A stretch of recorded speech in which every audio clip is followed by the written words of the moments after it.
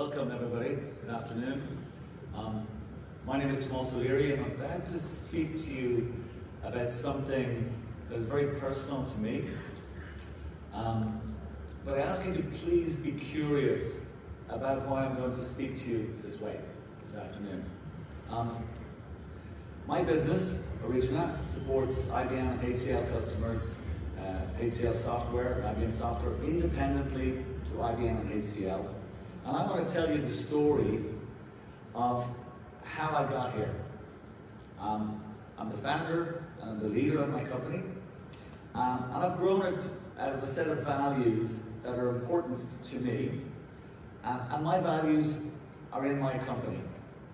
And we are using those values to change the world, or change the software world as we see it. And you know when you get a moment in your life, and then from that moment, your life has changed forever. Well, my moment was when I realized, working in the technology industry, that the technology ecosystem where I worked and the associated economic structure resulted in the upgrading of software licenses and the associated support, and in many cases, the redundancy of hardware.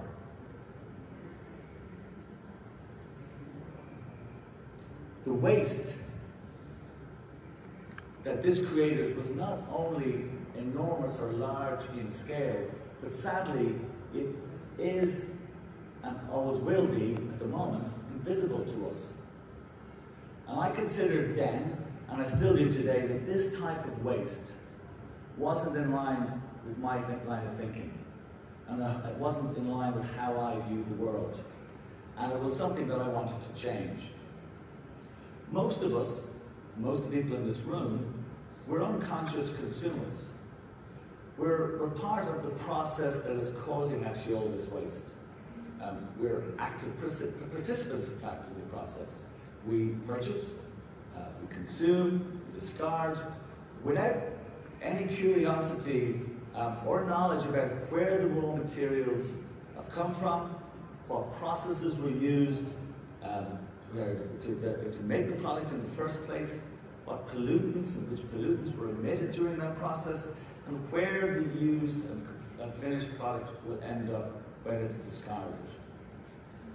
This waste can have actually severe impact globally on companies and on our personal lives.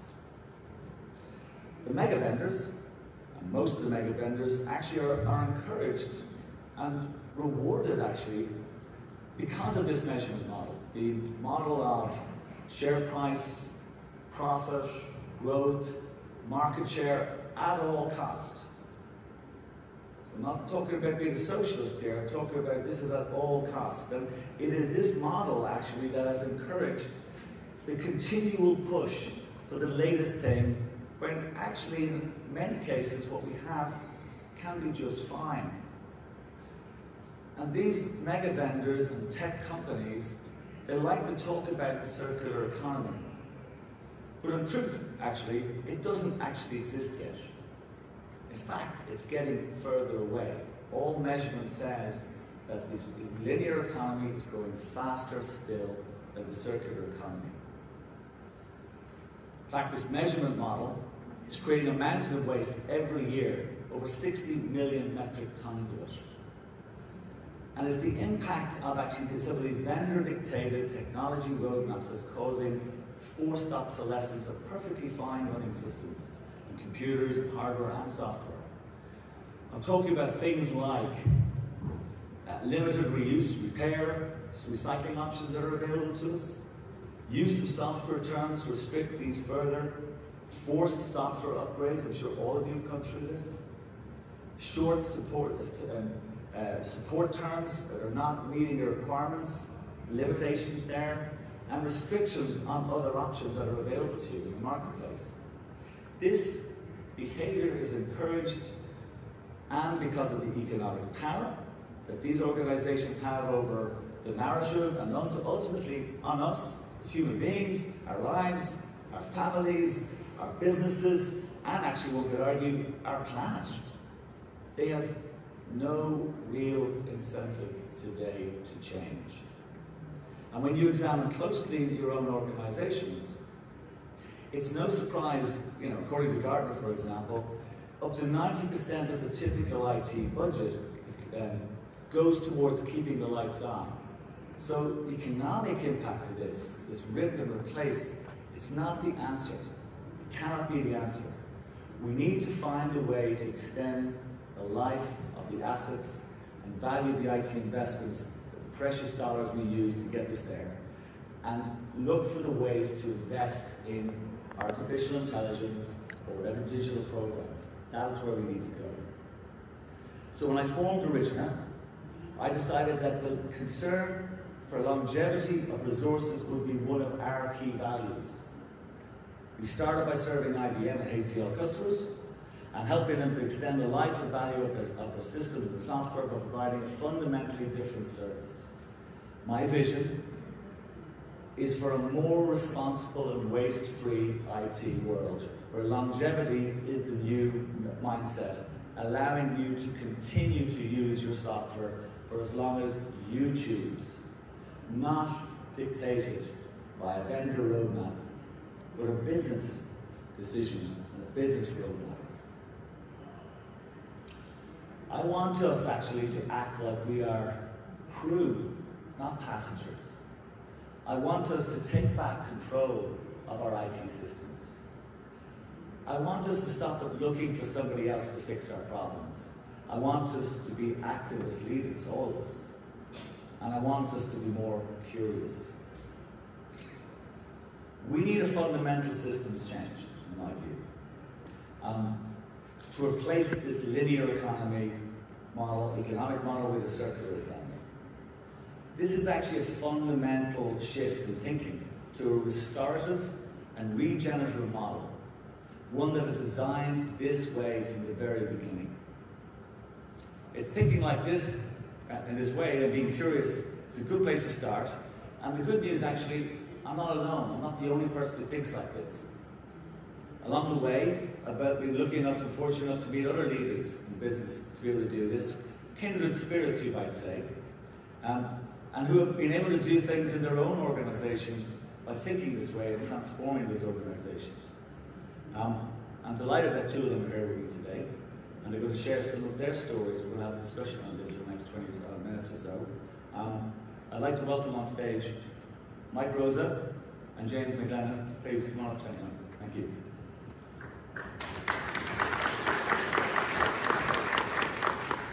While they're settling in, they're settling in with a step behind me there. I'd like to maybe just a quick introduction to the guys. James has spent over 30 years leading global technology organizations across insurance, telecommunications, banking.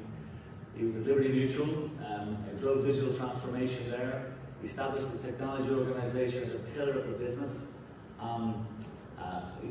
They grew to a $50 billion business. He was leading a team of 15,000 people at one stage, all around the world. He built a culture of continual learning, smart risk-taking, and agility. Under his leadership, Liberty Mutual earned the spot of 2020, 2021, and 2022 Computer World's Best Places to Work in IT Award. James was also named as the Forbes CIO Next 2021 list.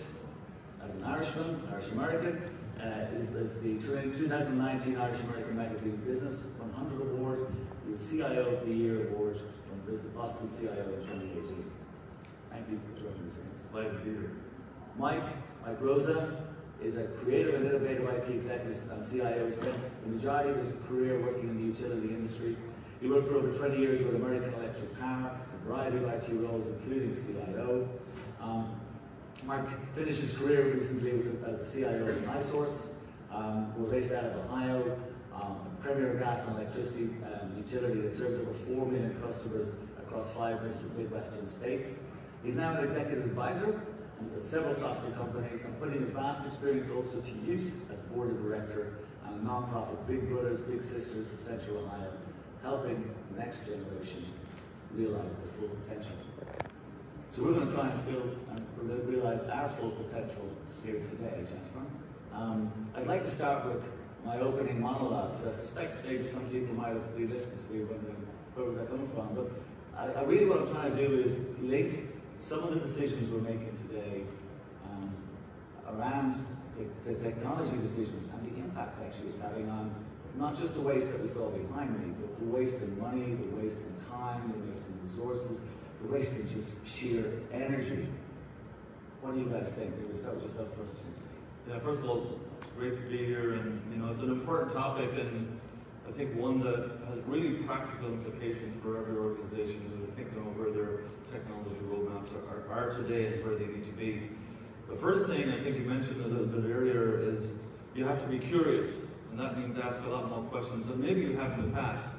And this concept of being crew instead of passenger means that you can't abdicate responsibility to any vendor, whether it's a mega vendor or a small vendor, to where you want to go.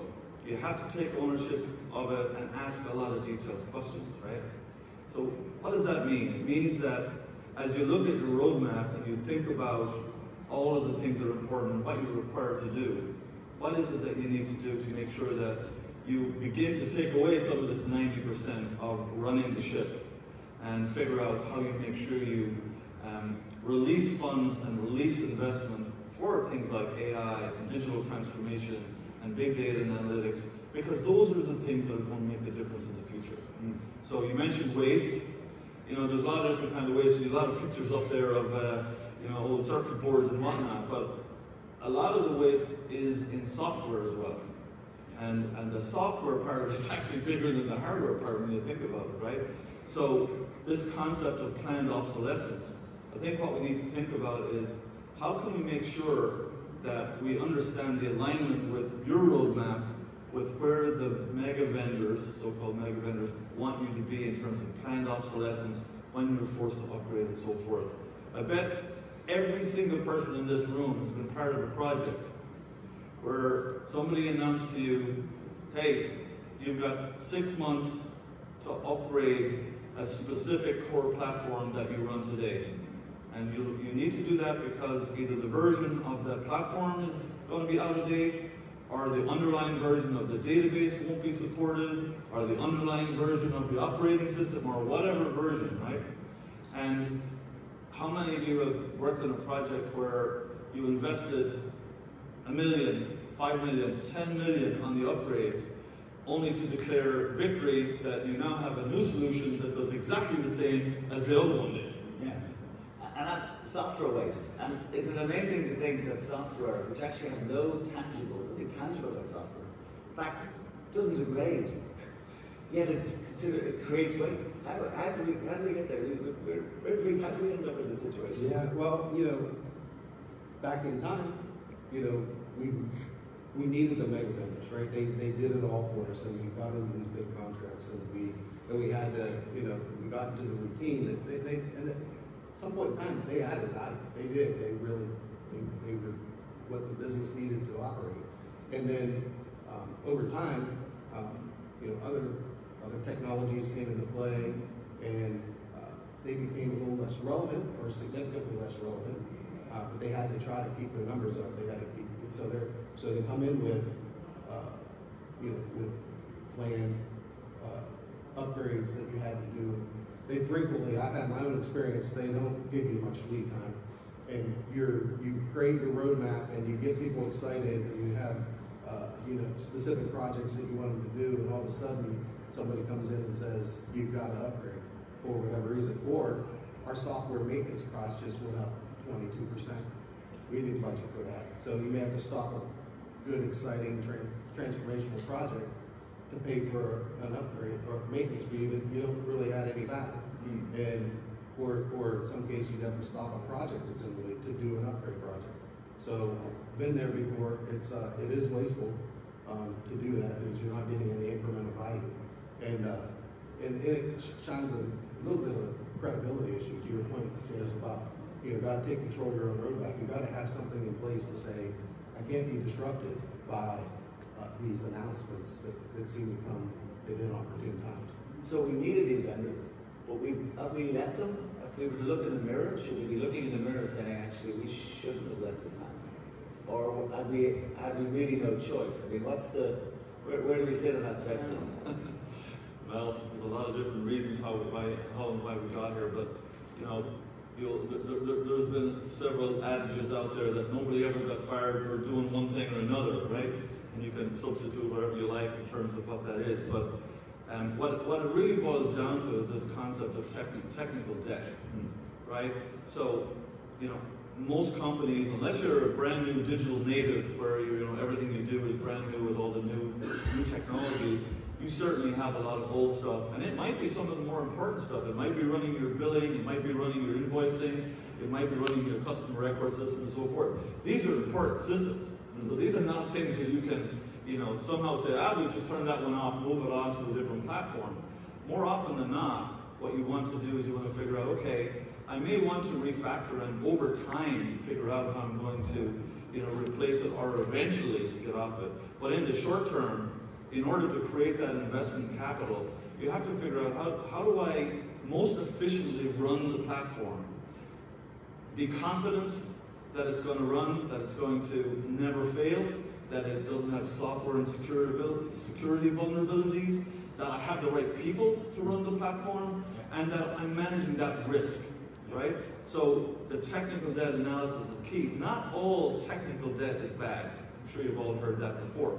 So it's a matter of thinking about that in the context of the roadmap and understanding what you can do to use that analysis to be able to say, right, I may need to keep these platforms around because they're right in the middle of my business, but how can I run them more efficiently to generate that extra capital, to generate that extra investment resource, while at the same time making sure I'm confident in the ability to run it for the long term.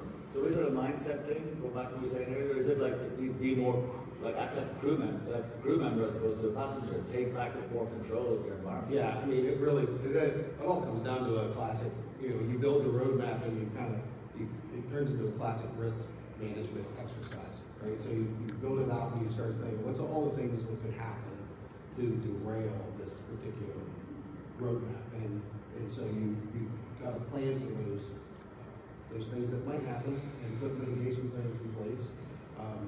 And it is a mindset, right? You gotta be able to be prepared for whatever announcements might come from the surprise announcements might come from the Megavendors, along with a number of other things that could happen as well. So. Yeah. But the impact of all of these things, like on budgets, what are we talking about? To what extent can they hit you? Well, without calling out the details of them, I certainly have first-hand experience, and know everybody in the room may well have as well, of some of the platforms that we've been running for a long time. Suddenly you're presented with a 20% increase, 30% increase, just to maintain the stuff that you had that does the same today as it did last year and the year before and the year before. You can understand where that comes from. A lot of these companies have, frankly, not invested in the innovative cycles that they needed to drive more value. And rather what they look to do is continue to take value from the old stuff, even if it's not as big a part of your portfolio, not performing the kind of valuable activities that it maybe once did. But you're kind of handcuffed a little bit unless you think about it very carefully to say, well, what are my options here, right? What are my options? And one of the things that I think is helpful, a lot of people might have heard about, is this concept of a zero-based budgeting model. Yeah. And all that is, it's kind of a catalyst to be more curious. Yeah. Maybe that's the way I think about it, where on an annual basis or on a quarterly basis, you go back and look at the portfolio and say, hey, am I looking at the true value and cost of some of the core platforms?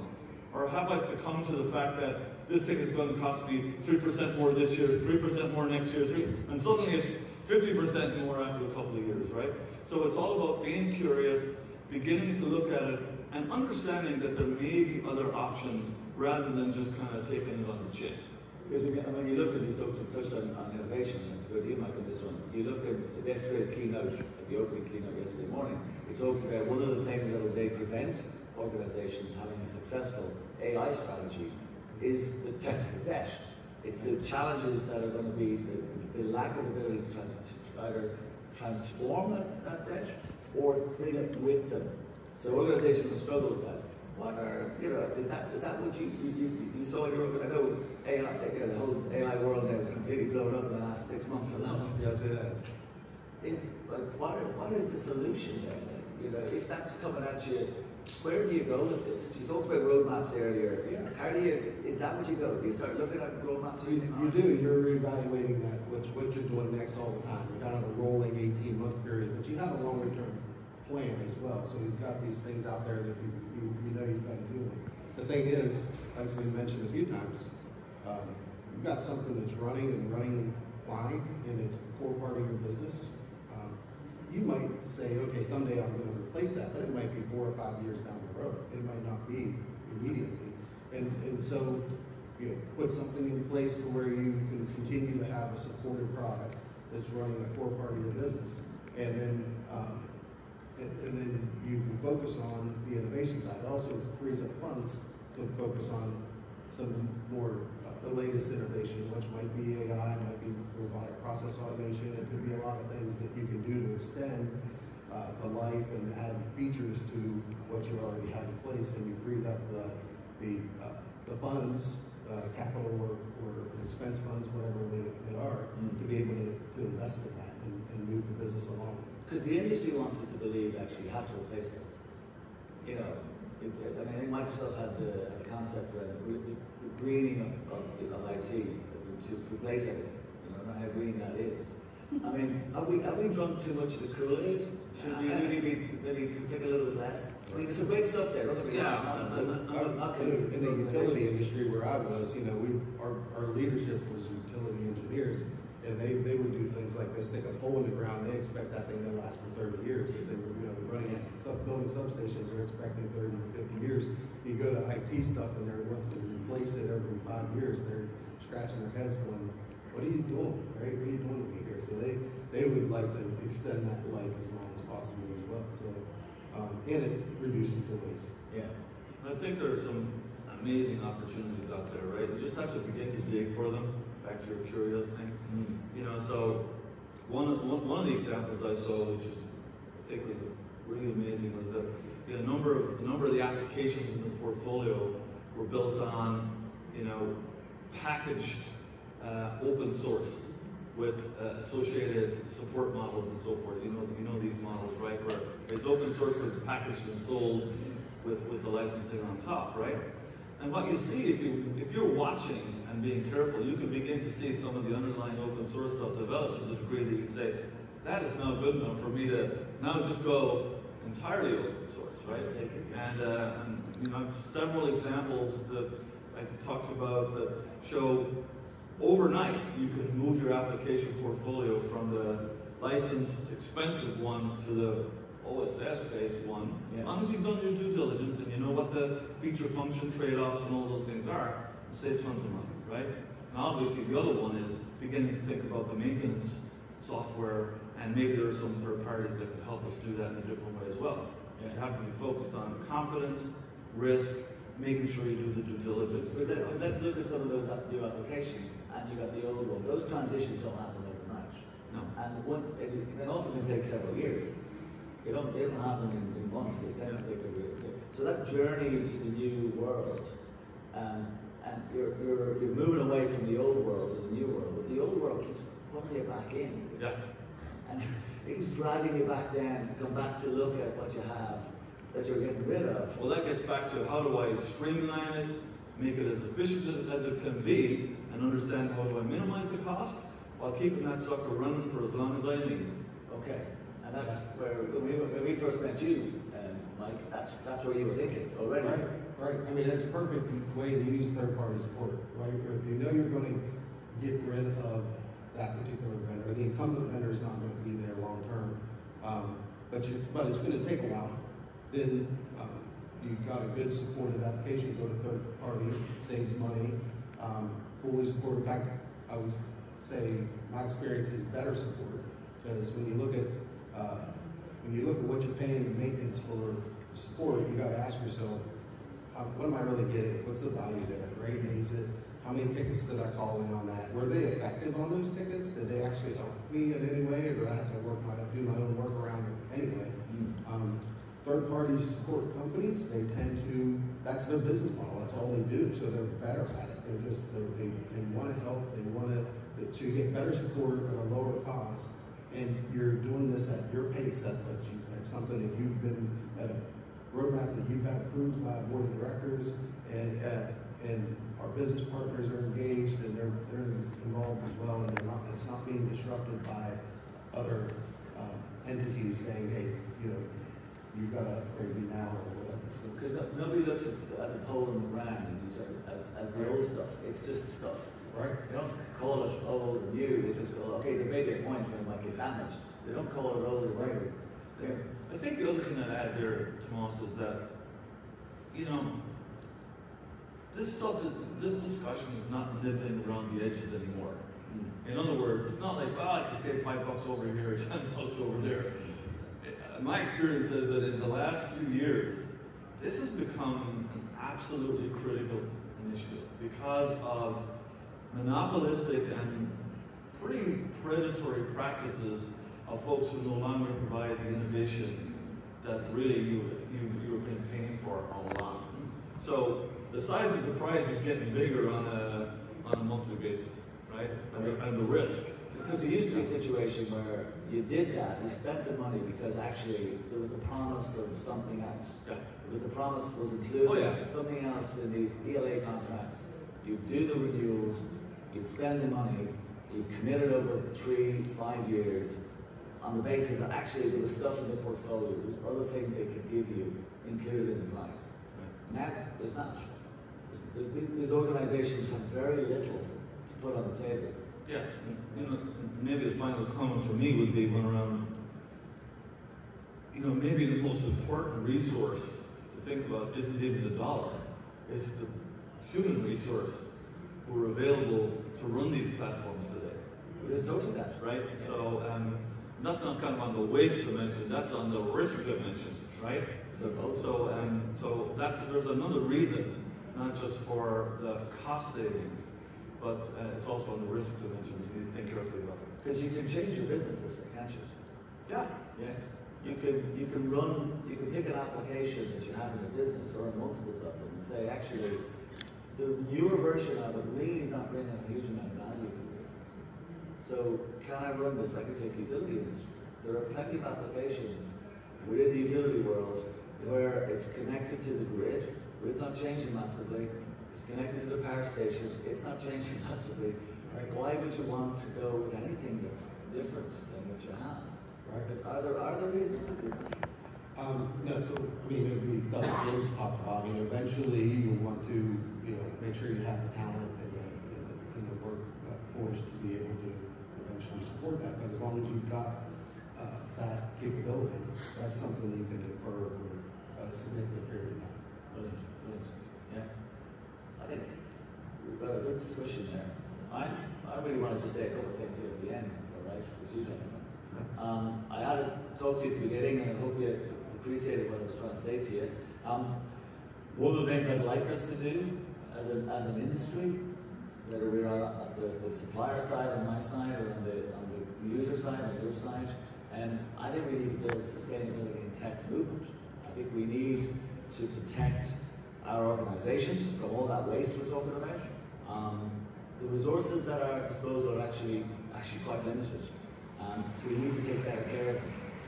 So I'm suggesting that, one, do not succumb to the vendor dictated roadmap we're talking about.